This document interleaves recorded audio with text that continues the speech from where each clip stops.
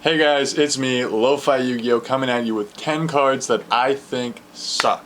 Now these are cards that are currently used in today's metagame via online, but I think that they are terrible, they're not worth main decking, and some of these are worth side decking in some decks, but a lot of them have lost relevancy, and people still think that they're meta relevant when they're really not nowadays. But let me know in the comment section down below if you disagree with me, because a lot of these cards I see in everyone's deck. So clearly a lot of people think that these are good, but me personally, I don't think that they're good. Also guys, before we get into the video, I just want to give you guys a quick update on the channel.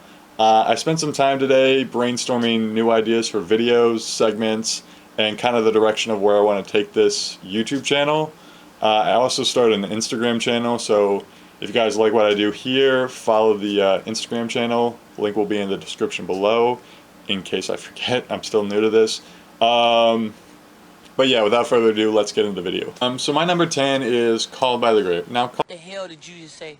Called by the Grave, in my opinion, is a good side deck card because it is good at, you know, beating some of the top decks, but anyone who main decks this card, in my opinion, is kind of an idiot, because it's only good against certain decks and hand traps. And not everyone plays hand traps anymore, and not everyone plays like the top meta decks. So when you're going against players like that, who have are playing either something super rogue or something kind of in a lower tier, Yeah, fuck it, man. Can't be worried about that shit. Life goes on, man.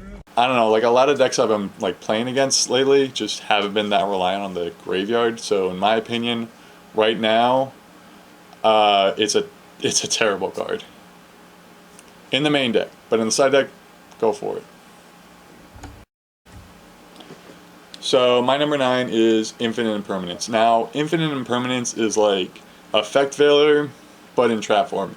It does have the added benefit of negating any spell or trap in that zone, but I feel like for this card to be good, it would have to be able to negate any monster effect in that column, because in my opinion, this card would be broken. I think that little added benefit would make me want to play this card, but because it doesn't really, you know, affect monsters in that column, I kind of think it sucks, because you might as well just play Fiendish Chain, but in my opinion, Fiendish Chain is kind of like irrelevant now with like link summoning. Yeah, you could Fiendish Chain like a boss monster or something that's probably, you know, better off not being linked, or a monster that can be linked. But with all these, you know, generic link monsters, everything can be linked. Even Scapegoat can be linked, and now it's limited. So in my opinion, Infinite Impermanence is like a worst Effect Failure and a worst Fiendish Chain, because one, it only lasts one turn, and number two, I think Effect Failure sucks. My number 8, Effect Failure. Now, Effect Failure has been around forever, and I think people don't realize how much this card's been power crept out of the game. Well, you know, that's just like your opinion, man. Even in like the beginning of when I started playing Yu-Gi-Oh, which was when Insectors were kind of one of like the top decks. I think they were just being hit on the ban list, and I think Dragon Rulers were still out at the time. Even back then, I wouldn't be caught dead main decking Effect Failures, because in my opinion, if it's not gonna like remove anything from my opponent's field, I don't want it in my deck. I don't care if they get their effects off. Like, nothing to me is worth discarding a card to negate their effect. I see why it's used. I guess people really like temporarily negating effects that like... English, motherfucker, do you speak it? I can't speak. I was about to cut, but it is like 2 in the morning, and I don't feel like refilming this. So, yeah, temporary negations I've never been a huge fan of, because one, it doesn't destroy anything on the field, and number two, they can just activate the effect the next turn. So if you're not gonna get rid of the card, then I think it sucks. Simple as that.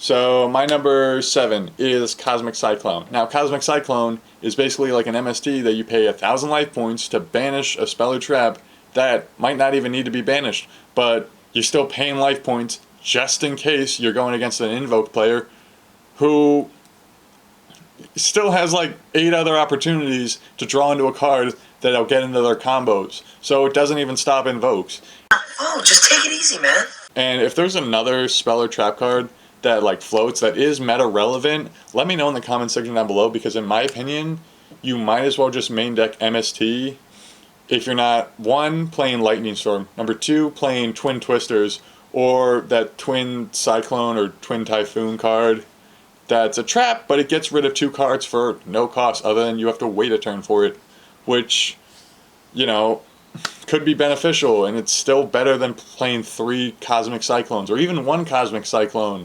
I'd rather main deck Twin Cyclones or Twin Typhoon, that trap card that destroys 2 cards, than play Cosmic Cyclone ever. I would never even like side deck this card. I think it's terrible. I don't know why it was created. I mean, there are spell and trap cards that need to be banished because they are like float or they have effects that activate in the graveyard. But in my opinion, there's not enough of those cards in today's metagame to make this card worth paying 1,000 life points for a simple spot removal. Moving on. Now, my number 6 is Nibiru, because... You what? Because if you don't draw Nibiru in your opening hand, it's a dead draw any other time. Because even the decks that like pop off in their first turn usually start losing momentum after the second turn. So you're playing 3 of these cards just to hope to play it once in your opening hand. And if you don't open up with it, it's a dead draw. So in my opinion, it sucks. Because you might as well just play Kaijus or Raw Sphere modes, because Raw Sphere modes doesn't require your opponent to like pop off for you to like activate it. Yeah, you can only use it during your turn, but in my opinion, like, I've never been put in a situation where I'm like, oh man, I have this Raw Sphere mode, I really wish it was a Nibiru, because you're taking 3 cards away from your opponent and you're giving them a monster with 0 attack points that you eventually get in like the next turn anyway. And your opponent can't like target it for like attack, so it's useful. I mean, yeah, sure they could link into it, but who really cares? I'm pretty sure you could link into the Nibiru token that they get. Plus it has like upwards of like 6,000 attack points. So yeah, it's easy to like, you know, pop a normal monster. Like, it's not like the like huge deal dealing with next turn, but your opponent needs to be making like really like serious, like it has to spam the field first for you to even activate it. So if they're not spamming the field, you're not activating it. So it's terrible against a lot of decks that only require like 2 or 3 summons to build up like a decent board. So in my opinion, it's terrible because you have to run 3, and if you don't open up with it, it's a dead draw. So my number 4 is Linkuriboh. Now, maybe it's just because I go up against players who don't know how to use Linkuriboh to its like fullest potential, but in my opinion, when I read this card and I see this card being played against me, like, I'm not worried in the slightest, because at the very least, you're blocking 1 attack. In that case, you might as well just play Battle Fader, which in my opinion is also a terrible card, but it's so meta irrelevant at this point that I didn't even bother putting it in this list. But Linkuriboh, I see it getting a lot of play, but it's like Sakuretsu Armor, but you don't even get to destroy that monster. So in my opinion, play Sakuretsu Armor if you're going to play Linkuriboh. Yeah, I get that Linkuriboh is good for like co-linking, but I feel like there are better Link 1 cards to play. Like, Almirage almost made this list just because it doesn't really benefit the decks that I play, and I don't really like tributing a card to, like, you know, like tributing a card. I like decks that have like I don't like cards, let me rephrase this. I don't like cards that tribute themselves to activate their effects. Like Phantasme and Prankotops are kind of the exceptions to the rules. But in my opinion, I've always hated cards like Diamond Direwolf, and new to the list is Linkuriboh and Almirage, because I've heard enough! So my number 3 is Solemn Judgment. Now, Solemn Judgment was banned for so many years, and then it just recently got limited, and then even more recently, it got put to 3 because at 1, it wasn't really doing shit because people realized it got power crept out of the game. But people still to this day play it, and I don't understand why, because nothing in this game is worth paying half your life points to get rid of. Like, I'd rather deal with what they're bringing out than pay half my life points to get rid of one of their things. So in that case, I think it sucks. I don't understand why you would play this at 1. I don't understand why you would play it at 3. In my opinion, all the solemn cards have been kind of power crept out of the game because there's so many other cards nowadays that can get rid of more things, or they do the same thing with less drawbacks. So in my opinion, Solemn Judgment has kind of just been power crept out of the game is like the best way I could say it. So my number 2 is Droll Lockbird. For those of you who don't know what Droll Lockbird does, basically if your opponent searches for a card, you get to discard Droll Lockbird, negging you 1 while your opponent still gets that search off, but they're not allowed to search any more cards. So I just don't think that there's any, in my opinion, I don't think there's any deck that really requires multiple searches to still like explode on the field. Like Invoke for 1 only needs that 1 magical meltdown search to get Alistair to special summon one of their fusion monsters, and like they could still make like good boards with 1 search. Heroes, they only need that 1 emergency call or that 1 Stratos or that 1 reinforcement of the army to like go off into their plays. Yeah, they won't explode as much, but who cares? They're still like setting up this huge board, and now you have 1 less card to deal with it. So in my opinion, it sucks because your opponent still gets a plus while you automatically neg, and you have 1 less card to deal with your opponent's board. That's like as simple as I could put it. Moving on to my number 1, because I'm about to have a brain aneurysm talking about all these cards that I ate. So, before I get into my number 1, I just want to list off a few honorable mentions. Get on with it. Yes, get over it. Yeah. Another one is Abyss Dweller. Now, Abyss Dweller requires 2 cards to... It only has 1,700 attack points. It has no immunity, and it can barely be considered a beat stick. It's only good against certain decks, and it'll probably be... your opponent will probably get rid of it in the next turn, so it's only good for about a turn, in which case your opponent can still probably get off their plays anyway, so it really doesn't, in my opinion, I don't think it's as good as people think it is. In a perfect world, it could be good, but that's only under like super ideal situations.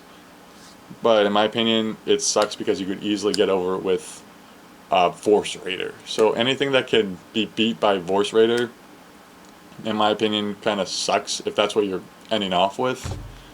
Yeah, I don't want to go into it anymore. I'm getting like a headache. Another one is Cyframe Lord Omega. Now, Cyframe Lord Omega is currently limited. Now, 1 Omega isn't a huge deal, but like 3 Omegas is terrible. But I still see people be like, oh, I can summon a level 8 Synchro. Let me put Omega because that's limited. It must be a good card. But no, I don't think it's a really good card because Omega is limited because it's only effective at 3. In which case, if your opponent can... If you let your opponent summon 3 Omegas, they kind of deserve to win at that point. But Cyframe Lord Omega at 1, if you're only going to put 1 in your deck, it's kind of terrible. Yeah, that's my opinion on Cyframe Lord Omega. Should be put to 3 because then it could actually be a threat. I don't think it's really doing anything at 1. You might as well ban. So my number 1 is Winter Cherries. Now, Winter Cherries is a card that people are like, oh, you should just side deck this card. It's so good when you're in a mirror match or to get rid of these stable cards. But, 1, any of the stable cards like the Boro lineup and the Nightmare lineup aren't really worth taking out prematurely just so you could discard a card, neg yourself, and get rid of a card. You're still not doing anything to your opponent's field, which in my opinion is a waste of a card slot. Number 2, you have to count on your opponent to play the same extra deck monsters as you, which the stable ones aren't really the problem. The ones that are a problem are the ones that aren't generic. So in my opinion, if it's not getting rid of like an Appaloosa or a 2 hours later. like any of the hero cards or any of the like archetype exclusive cards, I'd rather just play other cards to get rid of the cards once they hit the field. So in my opinion, it sucks as a main deck card, it sucks as a side deck card, it sucks as a card in general. There are so many better hand traps, there's so many better cards in general, so many better like tech choices. I don't understand why you would side deck this card. I don't understand why you would play this in your main deck. Because in my opinion, nothing in your opponent's extra deck that this card could target is worth hitting prematurely. So in my opinion, this card sucks. I don't understand why people play it. I don't understand why people... it just makes me so mad just talking about it. Anyway, like the video if you liked it. Comment down below if you think I'm a scruff for not playing any of these cards. Can I just say that of all the idiots, in all the idiot villages, in all the idiot worlds, you stand alone, my friend. Subscribe if you want to see more of these videos. I have a lot of videos planned for the future, so stay tuned for that. Click the bell for notifications. Without further ado, or I don't know how people close these things out. I mean, I watch YouTube every day, but I barely ever stay to the end. Subscribe?